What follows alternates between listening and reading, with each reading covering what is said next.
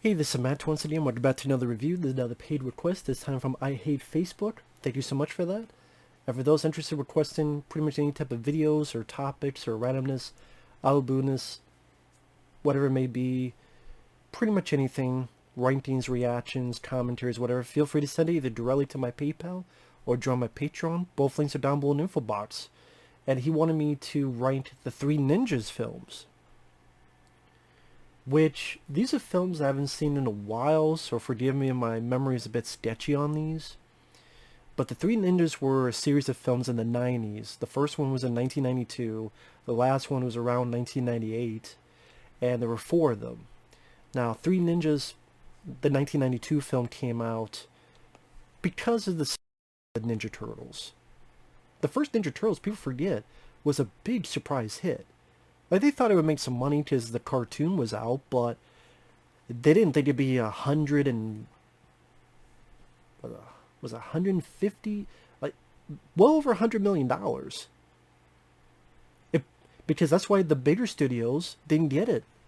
Like, you didn't have Warner Brothers, Universal, 20th Century Fox. It was New Line Cinema, which was a small company at the time, known for Nightmare on Elm Street films, and that became their biggest hit at the time.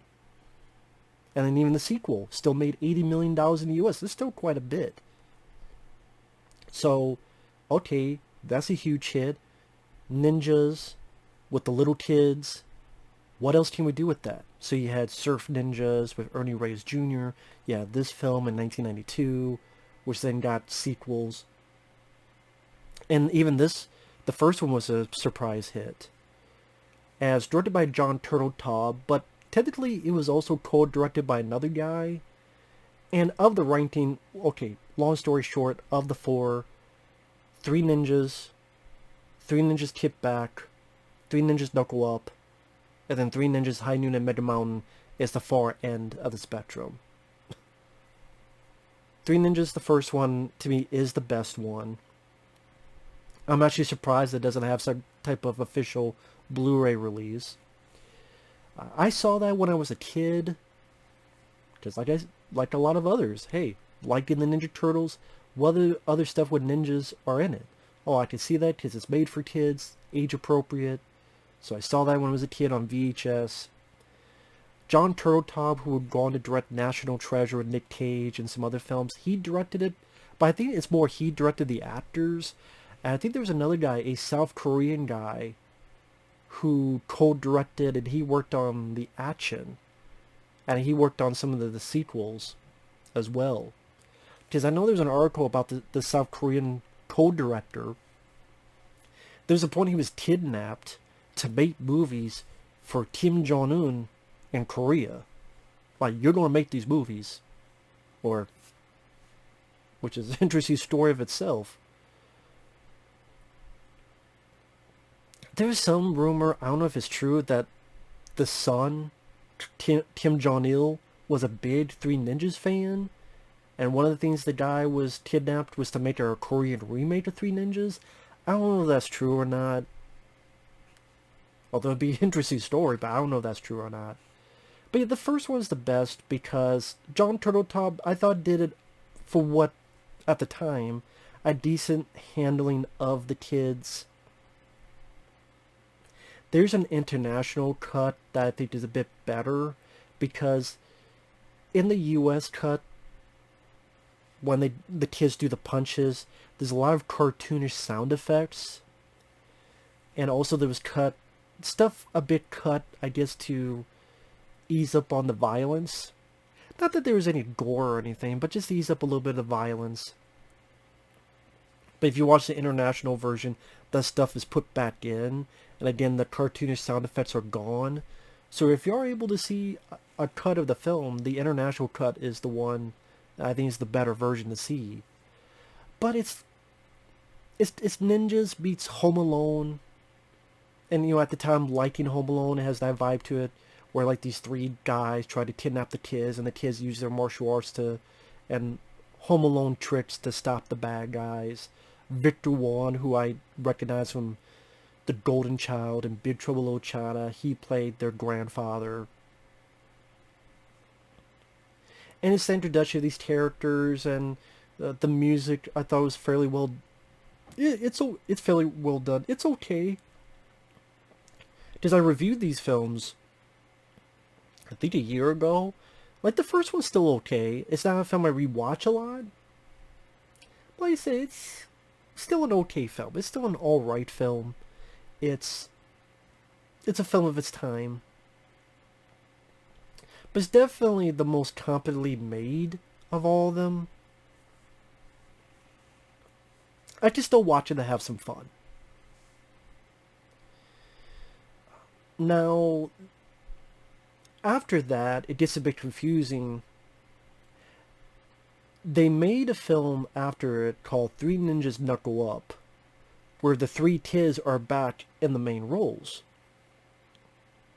And I guess that was supposed to be the second, but I don't know if the company, there's some kind of transition and it got shelved, or you know what, a new company owns it and they don't think this film's strong enough, so we don't want to hurt the potential box office of the franchise by releasing a dud of a sequel, so let's make a new Three Ninjas. And that one they were able only to get one of them back, the kid who plays I think Colt. I think it was him. Which I actually think he was a pretty decent kid actor. Seemed like he worked well in the martial arts. He knew what he was doing.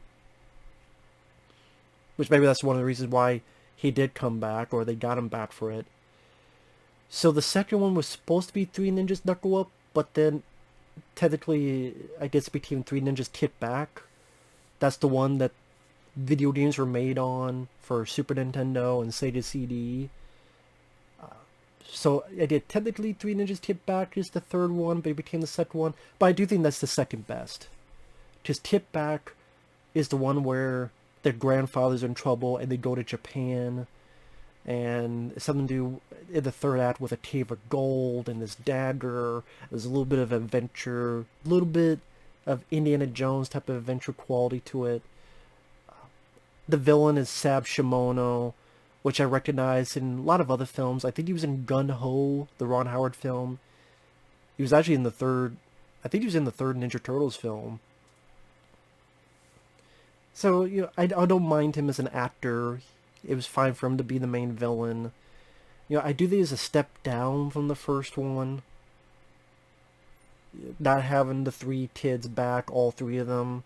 So, that bit of continuity. But the reason I think that's the second best, it's a step down, but it's not awful. The Japan setting, I think, worked in its favor compared to the sequels after it. Taking place in Japan, having that as the backdrop, I think was a big plus. And Victor Wong has a bit more to do compared to the other follow-ups. It was always nice to see Victor Wong. They try to have the same goofballs in the first movie, only these goofballs are Asian. At least all three of them.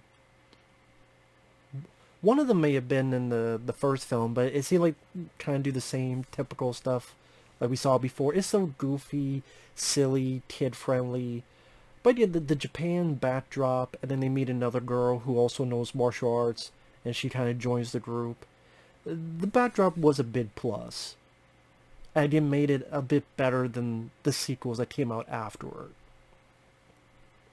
Just like the third one, that's supposed to be the second one, Three Ninjas Knuckle Up, you do have the three main kids come back, but that one,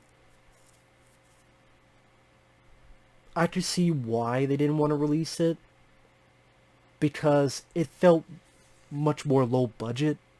It felt like a made-for-TV episode. Because the plot is they are protecting this Native American village against a toxic waste company. It just, like, there's some decent fighting in it, but the sound effects seemed even more Looney Tunes sound effects, cartoonish. And that's the problem I had with each of these movies, is each time a kid punches, he would go, "Hiya! Hiya! Hiya! Hiya! Hiya! Hiya! Hiya!" Like, he sneezed, "Hiya! Hiya!" every fucking time they threw a punch or a kick, it was a hi-ya.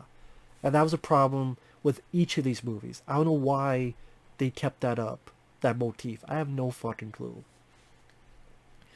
And that one, Knuckle Up, had recognizable people. You had Charles Napier, Murdoch from Rambo First Blood Part 2. He was the main villain. Patrick Kilpatrick, the Sandman from Death Warrant, the Jean-Claude Van Damme film. He was a henchman. Don Chains, who played Michael Myers in Halloween. He was one of the good guys. But it just felt more low budget. It felt more like the production value just seemed like an episode of a TV show. And you get horrible country music playing, and you don't have as much of a budget slickness as the first one did. And plus, I think John Turteltaub helped with that aspect. And you didn't have the backdrop of Japan and tip back. Here, you have stupid... the one thing I remember is there's a scene where the kids are dancing, but they're also tit fighting in their dance. So it's this horrible country jamboree music, and they're dancing, but they're tit martial arts dancing, as if they wanted to do ninja rap, which wasn't good the first time. I'm a guy that loves Turtles 2 Secret Ooze, but I fucking hate ninja rap. So no, don't do that. The other thing I remember, my review of Three Ninjas Knuckle Up is up. Blah, blah, blah. I fucked up in that video. It's still up because I put the poster in the wrong thing.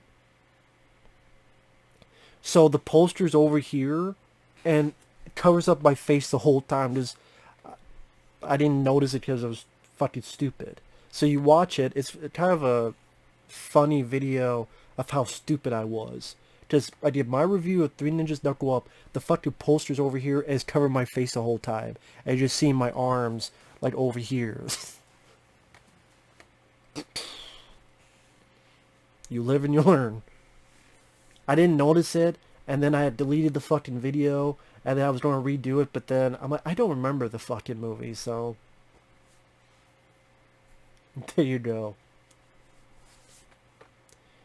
Plus, I mean, I figured it's funnier to show my fuck upness. But yeah, that one I didn't care for, Knuckle Up. And the worst one is easily High Noon and Mega Mountain. Now, there are still worse kids films I've seen, because that was also the time when I had seen the first one when I was a kid. These other ones I was watching for the first time. I'm like, as bad as this movie is, it's still not as bad as Pocket Ninjas. There's a film called Pocket Ninjas, one of the worst films I've ever seen in my life. As bad as High Noon and Mega Mountain is, it's still not as bad as Pocket Ninjas. That's how fucking... Pocket Ninjas is the film where a kid is playing a Game Boy, but you clearly see there's no game in the Game Boy. But he's still playing the Game Boy. That's Pocket Ninjas. But Three Ninjas, High Noon and Mega Mountain is easily the worst. That's the one where it's got the worst actors. None of the kids come back. These are actors that probably knew the director or was the director's girlfriend's sons or nephews, and god-awful actors. Even lower production values. Even the computers, like the screens, are just cheap jack horse shit. They're in an amusement park because one of their TV shows they love is Down in the Dumps. And the star of it is Hulk Hogan, who's wearing this S&M looking get-up. And his show is like a shitty version of Power Rangers. Hulk Hogan doesn't really do much except get beaten up and knocked out. And the fight scenes he does have, they're mostly doubles. And the doubles are obvious. He's got a fake-looking toupee. That without it, he looked better. It was cheap. You have stupid lines. You had a nice face. Not. As if you're trying to be fucking Wayne's World. Jim Varney is the villain. He's underused. Lonnie Anderson, who used to be married to Burt Reynolds, she's the female villain. She's a block of jelly. Victor Wan, he's in all 4 films. In this, blink and you miss it. That's his cameo. It felt even more cartoonish, while the kids are still doing the hiya, hiya. It just felt even more cartoonish, more silly, more stupid, and more low budget. You like Hulk Hogan, you have him do nothing but get beaten up or have his doubles do all the stuff. Again, Jim Varney, I love Ernest. I love the Ernest movies. Completely wasted in an underused role. Lonnie Anderson had more stuff to do, and she can't act. When I say block the gelatin mold, I mean this is what does the acting. Titties.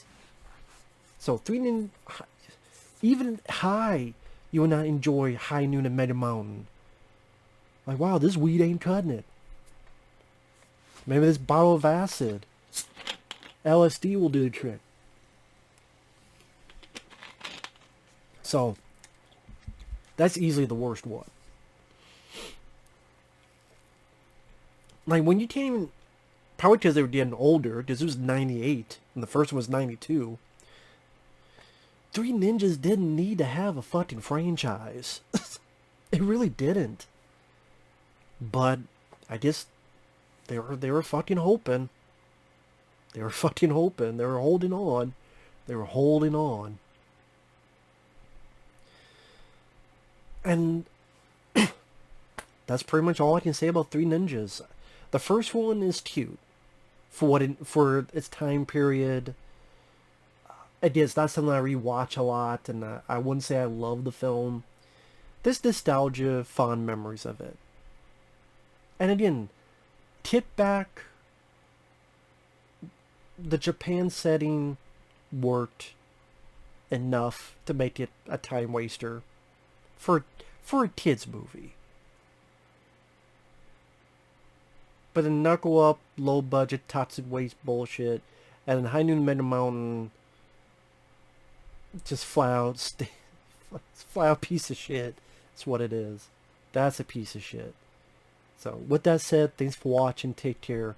We'll see you guys later. Bye bye.